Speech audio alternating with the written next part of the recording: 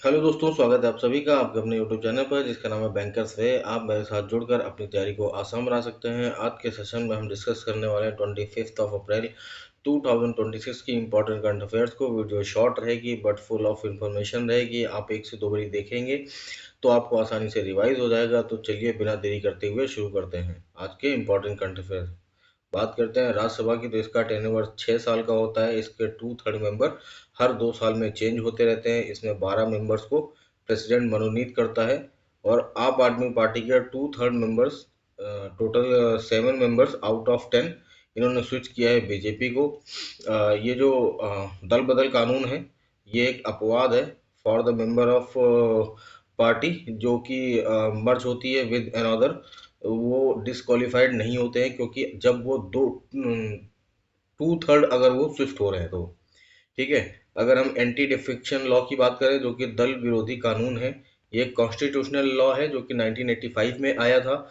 ये 52 constitutional amendment के द्वारा 10th अनुसूची में 10th शेड्यूल में इसको जोड़ा गया था। इसमें एक 91st कॉन्स्टिट्यूशनल अमेंडमेंट हुआ था जिसमें एबोलिश किया गया था the permission for party split by 1/3 members and now only merger of 2/3 members is recognised. मतलब कहने का ये है कि 1/3 अगर मेंबर स्विच हो रहे हैं उनको अभी 91st कॉन्स्टिट्यूशनल अमेंडमेंट के द्वारा उसको एबोलिश कर दिया गया है। अभी केवल 2/3 मेंबर मेजोरिटी वाला ही बचा हुआ है लॉ। ठीक है। संघाई कॉरपोरेशन ऑर्गेनाइजेशन जिसका हेडक्वार्टर बीजिंग में स्टेब्लिश हुई थी 2001 में। इसकी डिफेंस मिनिस्टर की मीटिंग होने वाली बिस्केक में, किर्गिस्तान में। जिसका लास्ट मेंबर बना था बेलारूस। इसको अटेंड करने जा रहे हैं राजनाथ सिंह इंडिया की तरफ से। आरबीआई ने कैंसिल करा है banking licence of Paytm payment bank. अभी केवल पेटीएम यूपीआई ऐप कंटिन्यू करेगा under section 22 of banking regulation act. ये इनका लाइसेंस कैंसिल करेंगे क्योंकि जो section 22 of banking regulation act 1949 है, वो बैंक को लाइसेंस देना या कैंसिल करना है डिफाइन करता है। नीतू शामरा ये इंतरिम सीईओ बनी है नोएडा एयरपोर्ट, जिसको हम जेवर एयरपोर्ट के नाम से जानते हैं, जो कि India's largest private partnership public private partnership model पे आधारित है, जिसको ज्यूरिक की हेल्प के साथ बनाया जा रहा है। इसके जो सीईओ थे क्रिस्टोफर स्नेलमैन, इन जो कि स्विट्जरलैंड के नागरिक थे और वो विदेशी नागरिक थे। इस वजह से बीसीएएस ने इस पे आपत्ति जताई थी। इस वजह से यहाँ पर एक इंडियन को यहाँ का सीईओ बनाया गया है। ठीक है। टाटा स्टील एसएमएस ग्रुप्स के साथ में एग्रीमेंट किए हैं to install world first easy melt technology in Jharkhand.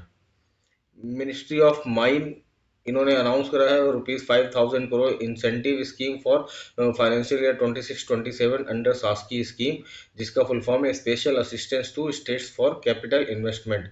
जो शासकीय स्कीम 2020-2021 में लॉन्च हुई थी। ये एक 50 इयर्स इंटरेस्ट फ्री लोन होता है to states to boost capital infrastructure growth and economic recovery के लिए। ठीक है। एसीसीसी ACCC जिसका फुल फॉर्म है appointment commission of the cabinet extends tenure of Bank of Baroda CEO Rajneesh Karnatak and the Bank of India CEO Rajneesh Karnatak and Bank of Baroda CEO Devdutt Chand for 3 years 2026 to 29। Upendra Dwivedi, general Upendra Dwivedi, ये army chief हैं, inducted into US army war college international hall of fame. ये ऐसा became third army chief to get this honor। Shrikant वेलमकर्नी ये new chairman of नेस्कैम बने हैं, जो कि एक एआई एक्सपर्ट है। Rajesh Kumar Agarwal takes charge as director of power finance corporation, जो कि 11th महारत्ना कंपनी है। टोटल इंडिया में 14th महारत्ना कंपनी है। इंडिया ने लॉन्च करा है indigenous silicon photonics solution at IIT Madras to boost semiconductor self reliance. IIT Madras जिसने 4 कैटेगरी में टॉप किया था, SDG, innovation, engineering and overall category. इसने अपने 2 ओवरसीज ऑफिसेस खोले थे, एक कैंडी श्रीलंका में और दूसरा जांजीबार तंजानिया में। डीप शेक जिसका लोगो है ब्लू व्हेल और ये कंपनी है चाइना की।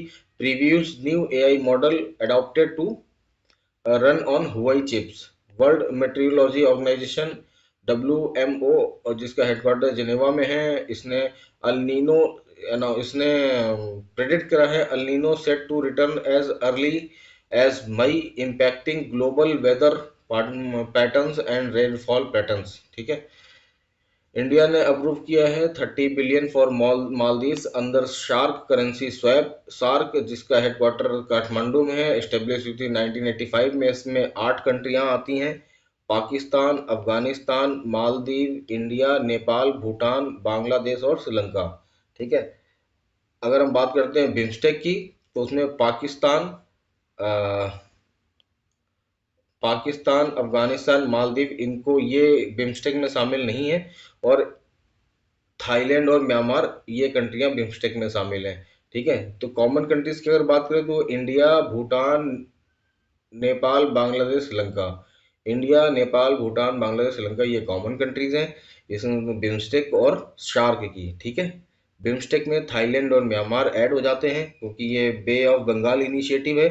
और अगर हम शार्क की बात करते हैं तो पाकिस्तान, अफगानिस्तान, मालदीव शामिल हो जाते हैं। ठीक है, बिम्स्टेक का हेडक्वार्टर है ढाका में, इस्टेब्लिश 1997 में। इसके हेड शायद इंद्र इंद्र इंद्रमणि पांडे हैं। ठीक है, RBI imposes penalty on Bandhan Bank of rupees 41.80 lakh for non-compliance with direction issued by RBI for KYC। बंधन बैंक आखिरी यूनिवर्सल बैंक बनने वाला बैंक था।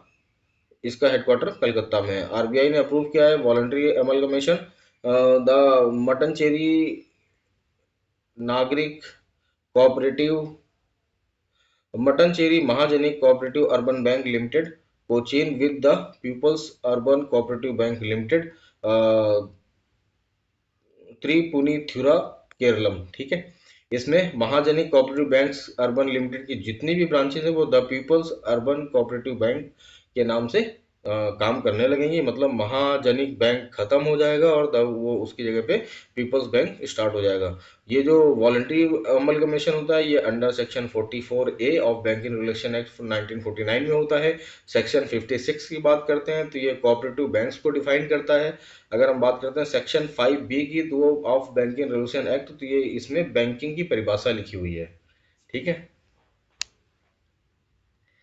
PayPoint India became first private fintech company to join RBI centralized payment system CPS, marking a major shift in fintech sector। इस वजह से company को direct access मिलेगा टू की payment system like RTGS and NEFT। Company has been allotted its own IFSC code, maintains current as well as settlement accounts directly with RBI। अभी इसको किसी universal bank पे डिपेंडेंट नहीं रहना पड़ेगा, किसी अदर बैंक पे डिपेंडेंट नहीं रहना पड़ेगा। बात करते हैं IFSC कोड की, तो 11 डिजिट का होता है, फुल फॉर्म है इंडियन फाइनेंशियल सिस्टम कोड। ये मेनली यूज होता है NEFT और RTGS के लिए। NEFT 2005 में आई थी, जिसकी मिनिमम कोई लिमिट नहीं है, मैक्सिमम कोई लिमिट नहीं है। NEFT में अगर कैश ट्रांसफर या non account holder fund transfer के लिए मैक्सिमम लिमिट जो है 50,000 रुपए की है। RTGS 2004 में आई थी, मिनिमम लिमिट 2 लाख रुपए है, मैक्सिमम लिमिट कोई नहीं है। ठीक है, MCIR कोड की बात करते हैं तो 9 डिजिट का कोड होता है, मैग्नेटिक इंक करेक्टर रिकग्निशन। इसमें 9 डिजिट्स होते हैं। फर्स्ट 3 डिजिट सिटी को डिनोट करते हैं, बीच वाले 6 to 9 मतलब बीच वाले जो 3 डिजिट होते हैं वो बैंक को डिनोट करते हैं, लास्ट 3 डिजिट ब्रांच को डिनोट करते हैं। और ये आइडेंटिफाई करता है चेक के लिए चेक ओरिजिनल है या डुप्लीकेट है। बात करते हैं स्विफ्ट कोड की, तो society for world wide interbank financial telecommunication, जिसका हेडक्वार्टर ब्रुसेल्स में है, बेल्जियम में। इसमें 8+3 टोटल 11 डिजिट्स होते हैं, जिसमें से 3 डिजिट लास्ट वाले ऑप्शनल होते हैं। इसमें 4+2+2+3 का एक पे वो होता है कॉम्बिनेशन। शुरू के जो 4 डिजिट होते हैं बैंक को डिनोट करते हैं, उसके बाद के 2 डिजिट कंट्री को, उसके बाद के 2 डिजिट लोकल को, और उसके बाद के जो 3 डिजिट होते हैं वो ब्रांच के लिए होते हैं, बट वो ऑप्शनल रहते हैं इंटरनेशनल फंड ट्रांसफर के लिए। ठीक है, ये यूज होता है Swift code international fund transfer करने के लिए। India's textile sector grows 2.1% in financial year 25-26, raising to rupees 3.16 lakh crore in financial year 25-26। Last financial year 24-25 में इसका जो एक्सपोर्ट था वो था 3.09 लाख करोड़। ठीक है, ध्यान रखिएगा 2.1% ग्रोथ हुई है। इंडिया डिफेंस एक्सपोर्ट की बात करें तो 62.66% ग्रोथ है। फाइनेंशियल 25-26 में रिकॉर्ड एक्सपोर्ट किया है 38,424 करोड़। फॉर फाइनेंशियल 24-25 में इसका जो एक्सपोर्ट था 23,622 करोड़, ठीक है। इंडिया टोटल एक्सपोर्ट की बात करते हैं बोथ गुड्स एंड सर्विसेज में, तो फाइनेंशियल 25-26 में $860 बिलियन का एक्सपोर्ट हुआ है। और जो कि लास्ट ईयर 2024-25 में $825 बिलियन का एक्सपोर्ट हुआ था। ग्रोथ है 4.2% की, ठीक है। इंडिया सी फूड एक्सपोर्ट की बात करते हैं तो इसने all time high record hit किया, ₹72,000 करोड़ का एक्सपोर्ट किया है। वॉल्यूम है 19.332 lakh metric ton. Maximum share है फ्रोजन श्रिम्प का, जो कि एक झींगा होता है, झींगे का, जिसमें जिसका शेयर है ₹47,973 करोड़, अप्रॉक्स 48,000 करोड़। और लार्जेस्ट एक्सपोर्ट डेस्टिनेशन की बात करें तो वो है United States of America.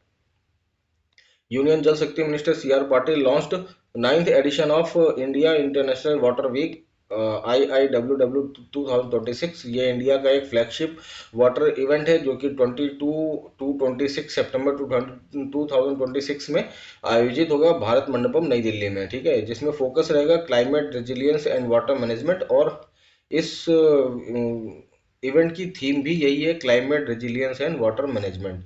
World bank ने भी एक रिसेंटली इनिशिएटिव लॉन्च किया था जिसका नाम था वाटर फॉरवर्ड इनिशिएटिव, ठीक है।